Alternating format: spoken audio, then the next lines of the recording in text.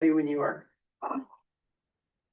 All right, welcome back, everyone. We're going to carry on with, with the rest of our council meeting here. Next up is the consent agenda. Is there anything that anybody wants to? Minutes of previous. Oh, did I? Pardon me. I thought I did that, but I guess I didn't. Before we do the consent agenda, I need someone to adopt the minutes of the previous meeting of council. There is no error or omissions in those minutes. Moved by Colin, seconded by Jim O'Shea. All in favor? Those minutes from December 2nd have been adopted. Okay, now the consent agenda. Anything that anybody wants to pull, Ruth Ann? I don't necessarily want to pull it, but number 7, municipality of Magnetawan, talked about losing grant potentially losing grant opportunities for because we don't have septic sewers. Site ready, yeah. So I wondered if that is affecting our grant, and I'm sorry, Edward. You're on the spot. It's not necessarily, you may not even know, right? I should have mentioned it to you before, right? If that is affecting our grant ability, then I would like to support it. Or do you know? I know.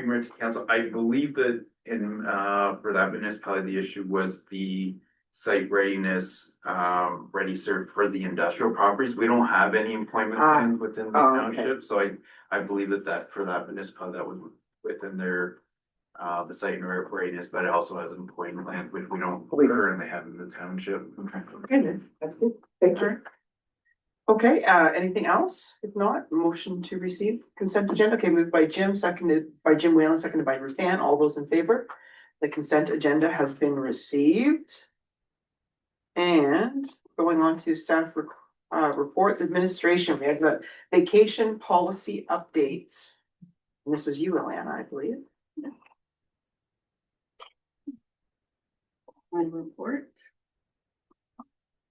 Here it is.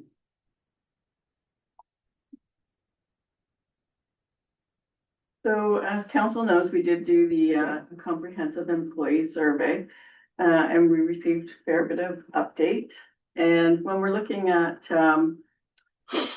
employment remuneration, we like to look at our whole package of what we offer. So it includes our OMERS, our benefits, our vacation and other policies.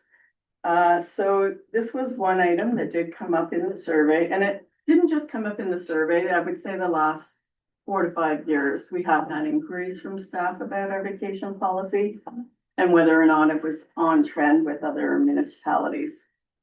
So after receiving that, we kind of took a 2-prong approach. We had Harbor HRR, our consultants, do a survey and provide us with their information and viewpoint.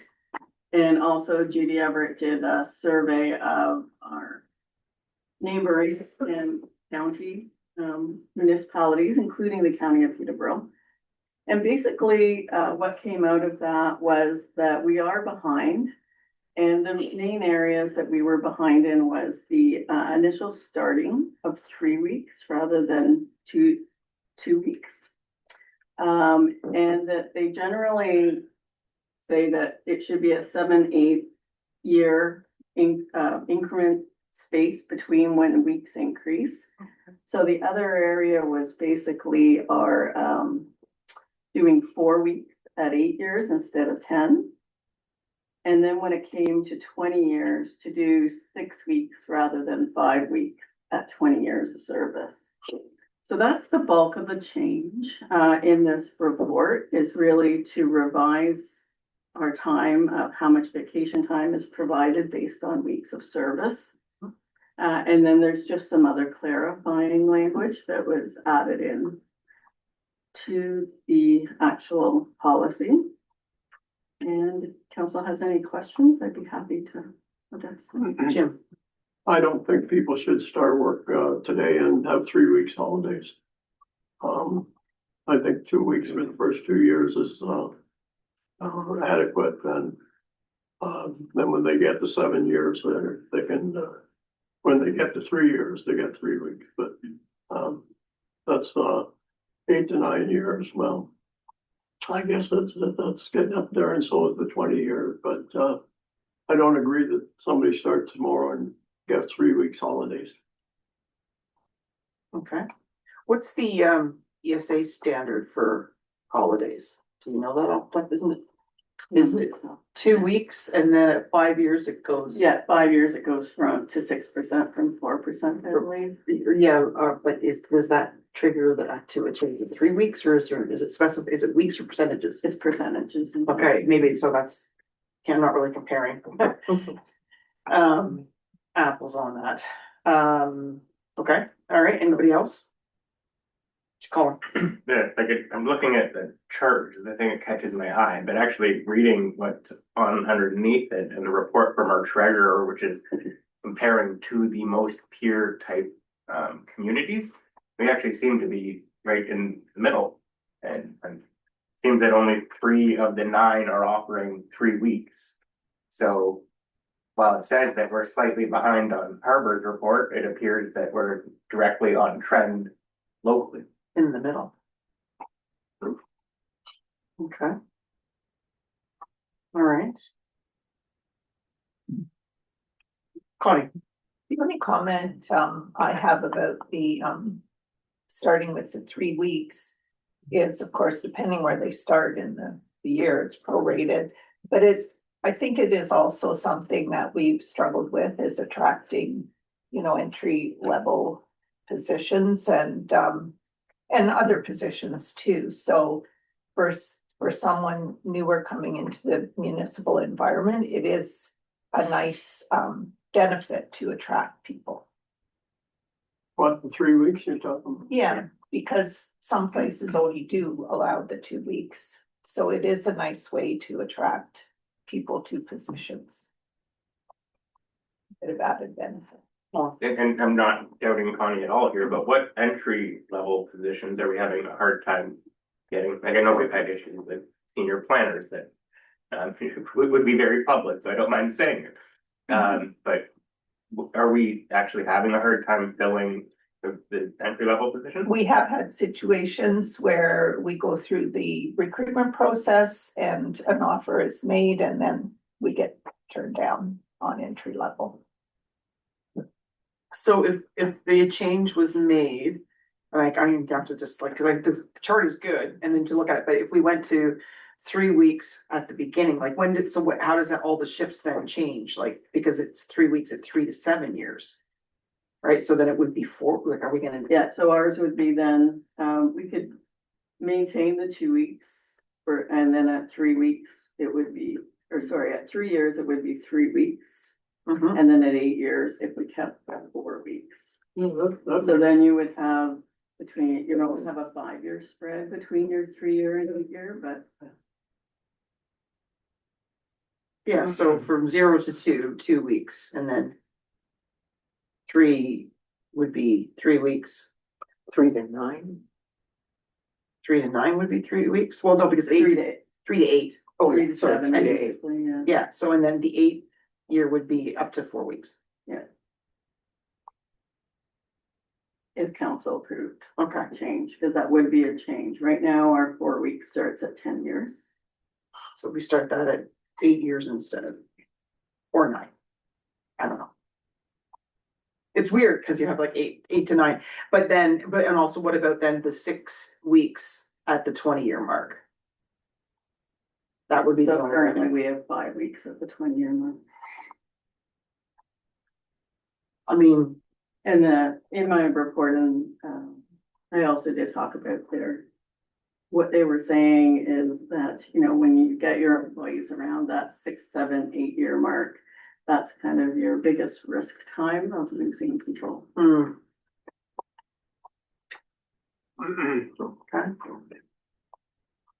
So Ruth Ann, I'm just, I'm not coming from the public world, right? But I would not have come into a company in any position for 2 weeks, right? I would have negotiated higher for sure. So to me, it seems low, but I understand this is a different environment. so if you start at 3 weeks and then there's no change until you get to the 8 or 9 years. Right? Yeah, we're saying I at know you 8. saw this, At and 8, never you said would have that. There's no incentive there. I like the incentive part of it, but And I'm fine with that 2 because years, I am. 2 years you get, you get 3 weeks. I am good with that because it is a different world, right? Listen, understand that. that's just my opinion, and Yeah. I don't wanna make a federal case out of it, Yes, but, you. Oh, I was gonna challenge you. Maybe just to add to Connie's comment about, it's when you're still getting people apply, but when you go to negotiate with your best candidate and they want the 3 weeks, so then you give them the 3 weeks, and then the people that didn't get the 3 weeks, they only got the 2, are unhappy. Why, maybe they didn't know they could negotiate or whatever. So, I mean, there is always opportunity for negotiation as well, and we do, there is a clause in the policy that says, if you're coming, for example, if you're coming from another municipality for a similar role, we're gonna look at your municipal experience and where you would land in our grid when we're working on the offer. Yeah, because they come from someplace that had 3 or 4 weeks and we didn't. And you're saying that Go you're ahead. saying we do have the flexibility then? We do have the flexibility Then I'm fine with that, to yeah, look at that. I'm fine. So what I'm hearing is that you prefer to leave it at the 2 weeks Mhm. For the 2 years. and then at 3 years to 3 weeks, And then at 8 years to 4 8 weeks. years to 4, and then at 20, 20. or 15 to 15 is 5, Mhm. and then 20 is 6. Does that make sense? Everybody kind of see some nods? Okay. All right, I think that's. Can we make that a motion? Is that a motion, Connie? Could, as long as you include, amended Yes. at 2 weeks. Okay, so council received the amended vacation policy update.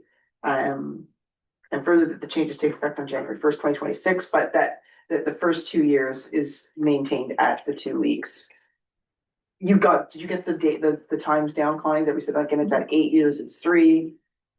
And then it's at, the rest is the same. what's Yeah, so it's 2 weeks for the first 2 years. Yep. Then it's 3 weeks at 3 years, 4 weeks at 8 years, and 5 weeks at 15 years. And 6 weeks at 20 years. Who moved? Okay. Jim Whalen makes that motion. Who's the seconder? Jim Roche. All those in favor? That's approved. Okay, thank you for that. And what is next that we have is, it's the EV chargers. Welcome back, Edward. The saga continues. Very complicated. Good morning. Good morning. Just need to get my papers organized.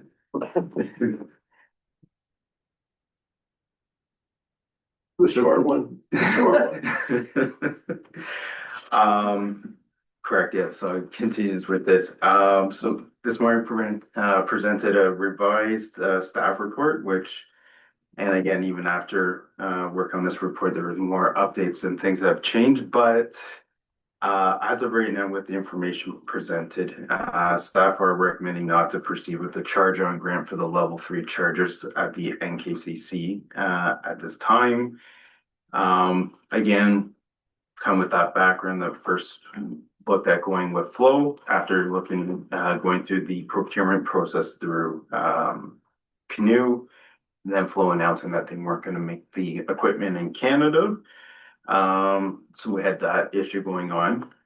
Second, updated terms of costs of the operational costs for the equipment itself, particularly with the demand charges and electrical charges related to the equipment. So the idea would be originally that the equipment could be installed and maintained on a cost recovery basis.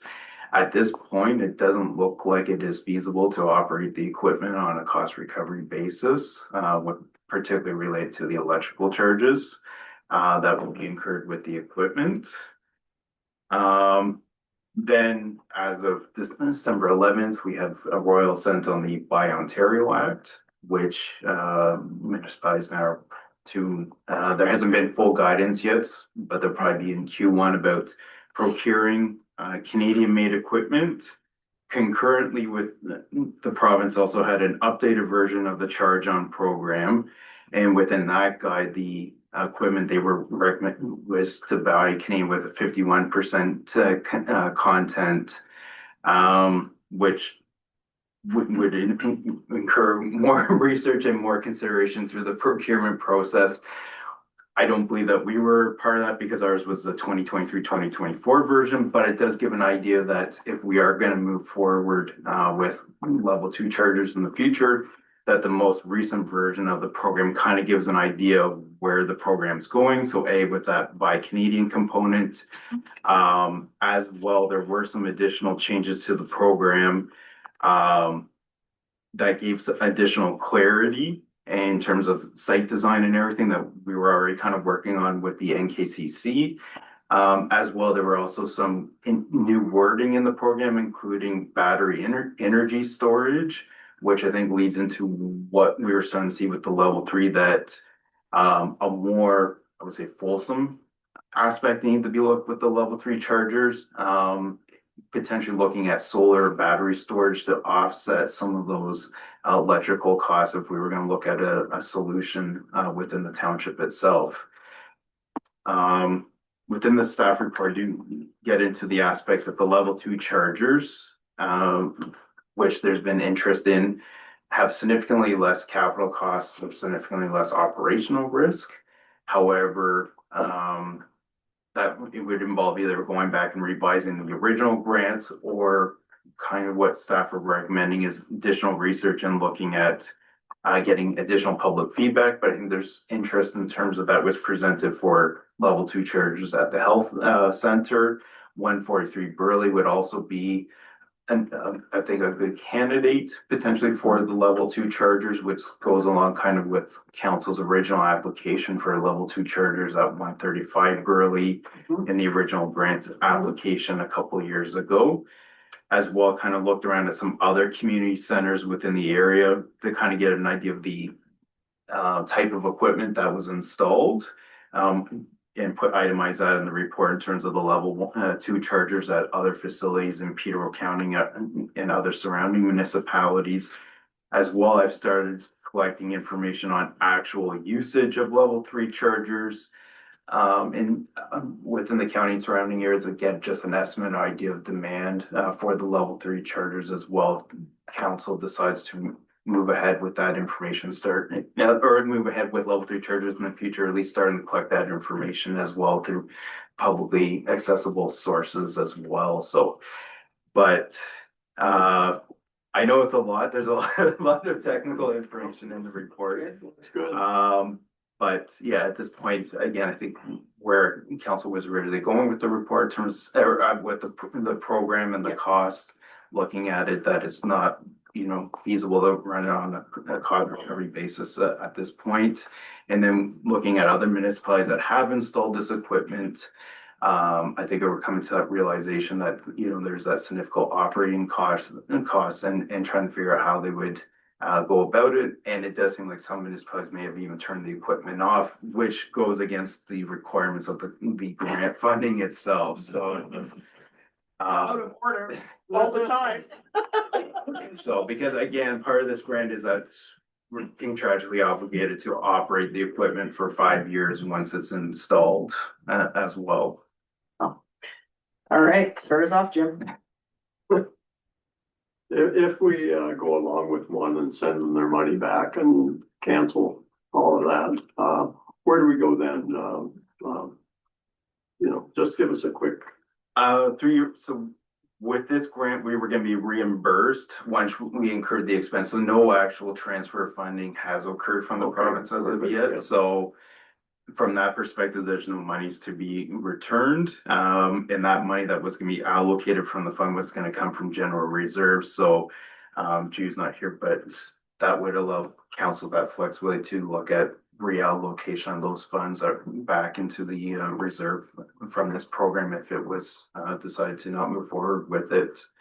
But again, I think probably additional information in terms of public consultation to get maybe a better idea of specific locations and type of usage that people would be looking for. Both residents and visitors might help come up with a more, I would say, specific roadmap of what equipment might need to be looked at and what will identify maybe over a 5 or 10 year period where equipment might be best utilized across the township. Just to supplement, Yep. so we could go back to doing it downtown. Mhm. Where we didn't want it at the NKCC to start with, but that was the only option, so, so we could put it where we want to put it. If we, go with what your plan is. Correct, there is funding allocated for EV chargers as part of the 143 Burley.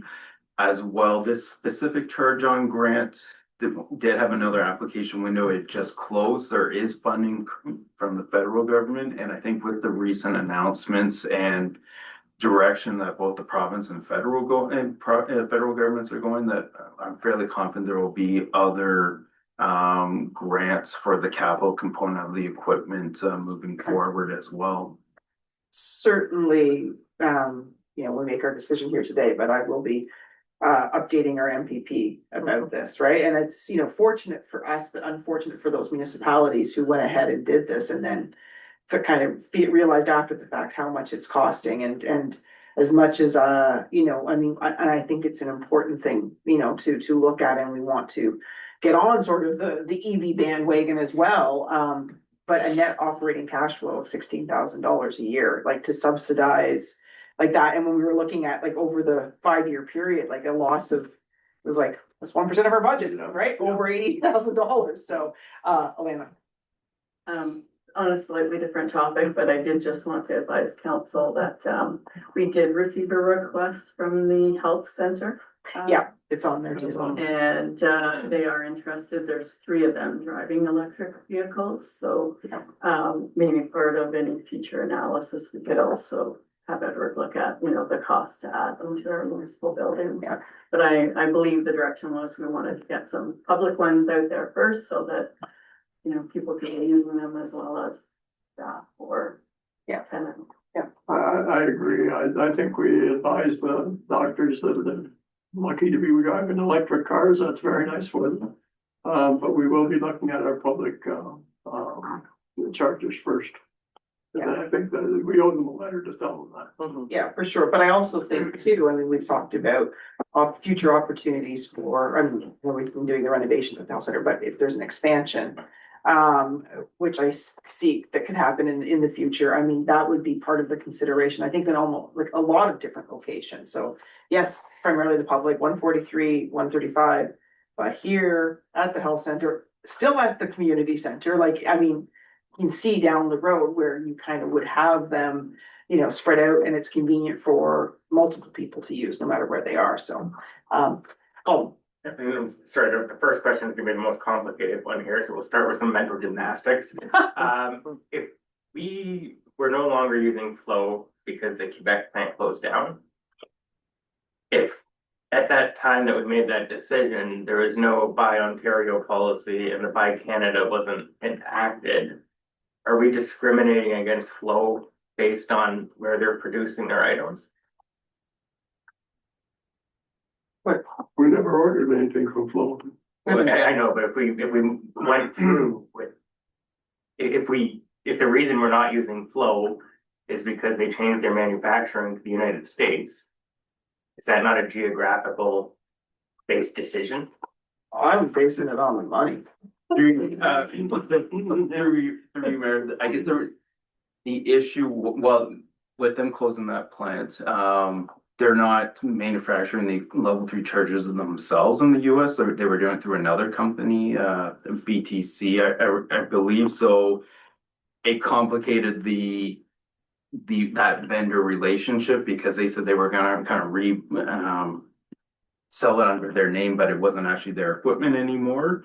As well, when started asking questions about maintenance and software updates, that they said they were both gonna work on it. So it became more of an issue because it wasn't necessarily dealing with one specific vendor now making equipment, that it was now 2 companies that were involved with the selling and maintenance of the equipment itself.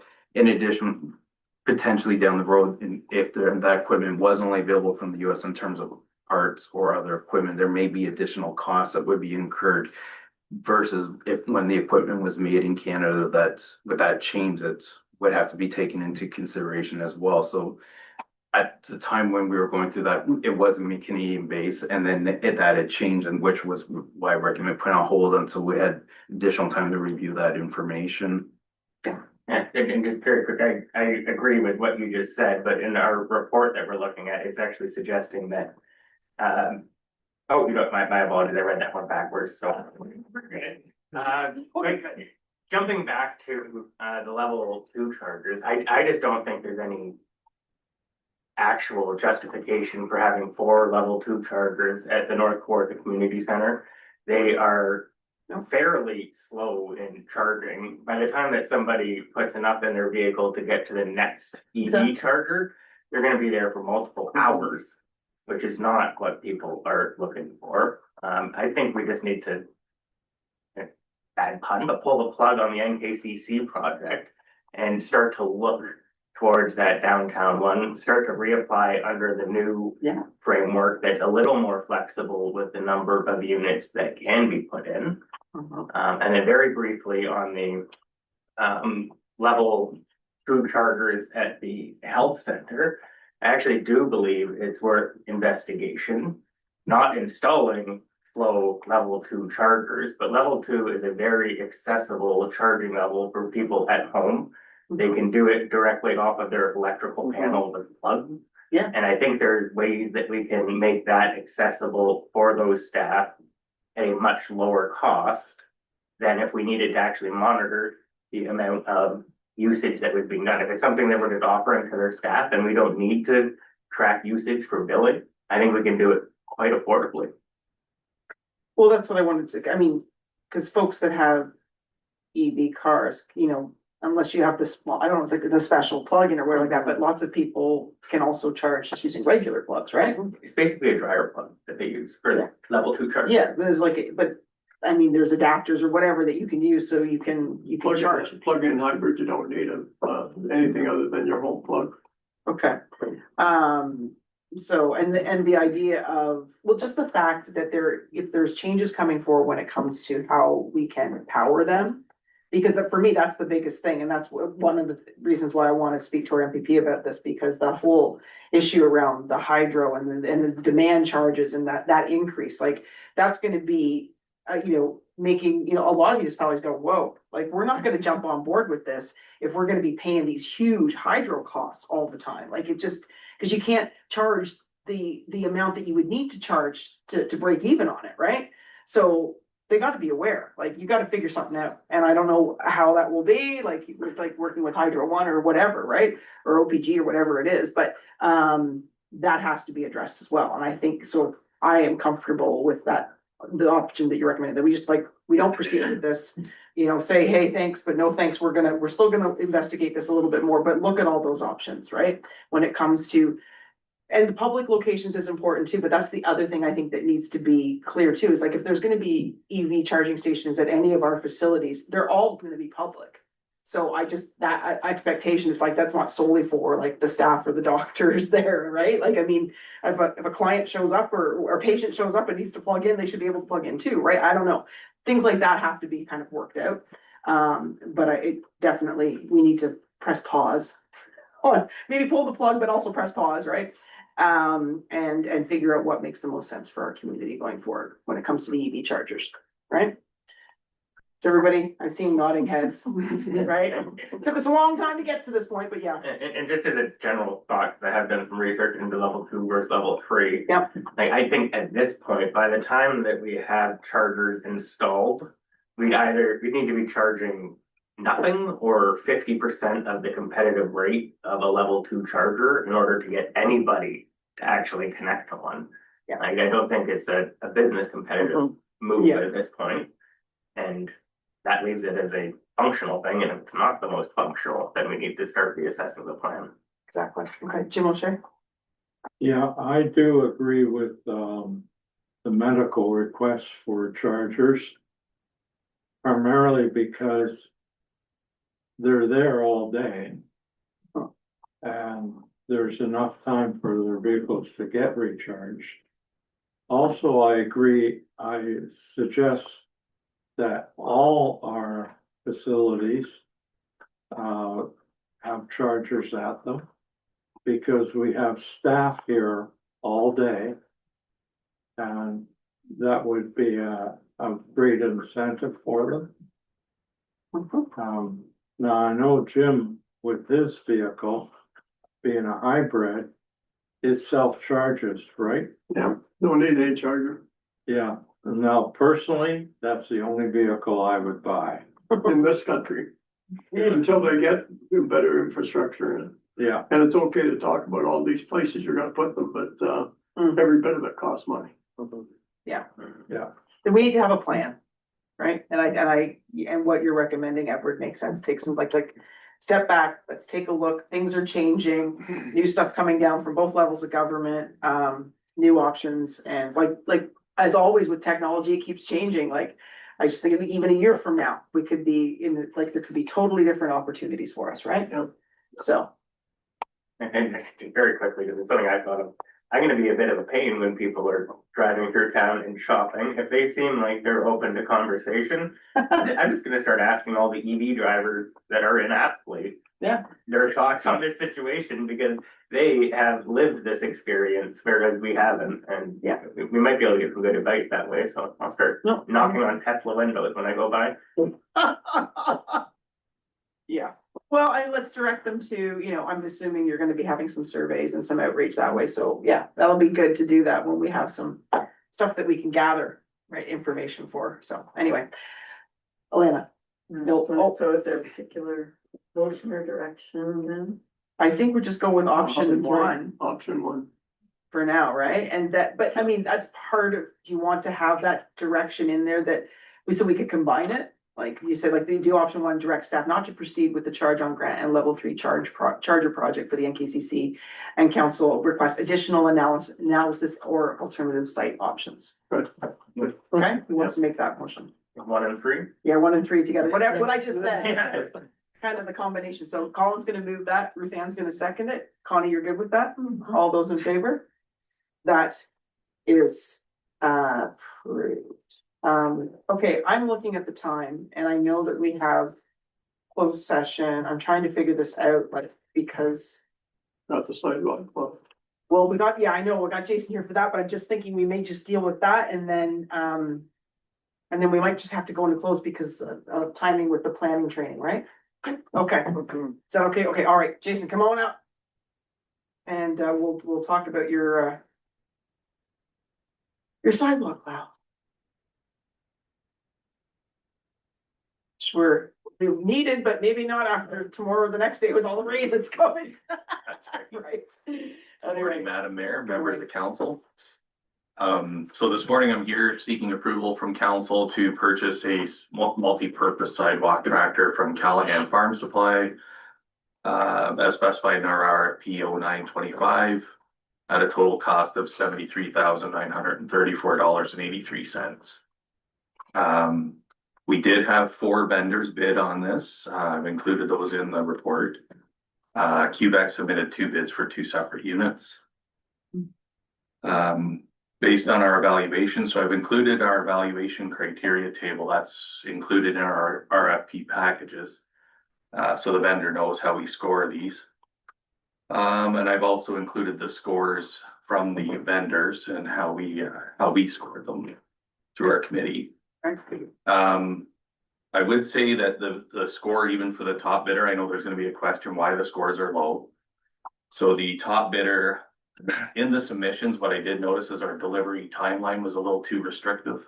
We had 3 vendors that could not meet the delivery timeline. And 1 submission could meet it, but it was a 2024 demonstration unit, and that was the only way they could meet that commitment. Right. Which is reflected in the scores too. They did receive points for that. So Callahan, had they been able to meet the delivery timeline, they would have scored 92% on our table. Okay. Yeah, so and the only other ask is that we forward the funds, we carry forward the funds from 2025 capital budget to 2026 because we won't receive delivery till 2026. Jim? How could there be one be almost 3 times the amount of money? That's the Cadillac of. Right, my guess is, through the mayor is that, when I looked at this, it's a unit that, is typically used in municipal sectors, but not exactly what we were looking for. And I think it may be the only product that that vendor had, that they could bid. Okay. And so the way our RFP package was laid out, they could bid alternatives, but they had to specify what it was and how it was gonna work. Okay. Did you, yep, I have no issue with the recommendation. I'm happy to move forward with it. The only thing, having lived and breathed this for the last 4 or 5 weeks, for future, I think it's worth considering posting on Merck's, the Ontario RFP portal. I know there's annual plans or $77 to put it on this online website that every Ontario vendor, government vendor is actively monitoring. I think it's a good potential opportunity, but this has worked out well. We've got a great piece of equipment, it looks like, at a great value, so. Yes, we did, and I think, we can take that in consideration. I do think it would be a good platform for us to advertise. okay. Who's the recommendation? Jim, okay, Jim's gonna move the recommendation, seconded by Colin. All those in favor? Council approves the purchase of the multi-purpose sidewalk tractor. Thanks. Thanks, Jason. Okay. All right, and with that, let me get over here. I'm gonna say I'm gonna declare that no, I'm not declaring it. I need a motion to go into closed session pursuant to section 239(2) of the Municipal Act. This part of the meeting is closed to the public as the subject matter being considered is A, personal matters about identifiable individual, under E, litigation or potential litigation, advice that is subject to solicitor client privilege, and a meeting of a council or local board, committee of either, okay, there's a whole bunch on there. The meeting is held for the purpose of education or training the members. And yeah, all of those reasons listed is why we're going into closed anyway. Can I have a motion for that, please? Moved by Jim O'Shea, seconded by Colin, all in favor. We're in closed, people. Thank you.